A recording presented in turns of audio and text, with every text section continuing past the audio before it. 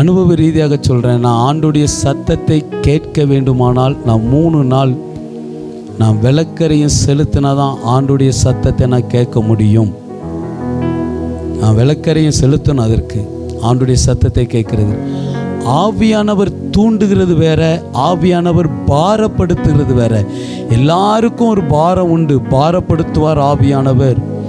ஆவியானவர் தூண்டுவார், ஒரு இடத்துக்கு போயின்னு சொல்லி தூண்டுவார்.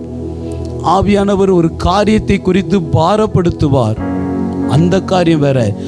ஆவியானவர் நான் பேசுகிற சத்தம் எப்படி உங்கள் காதில் கேட்குதோ அதே போல் ஆவியானவர் இயேசு கிறிஸ்து நம்மோடு பேச வேண்டுமானால் அதற்கு விளக்கரையும் கண்டிப்பாக செலுத்தியே ஆக வேண்டும்.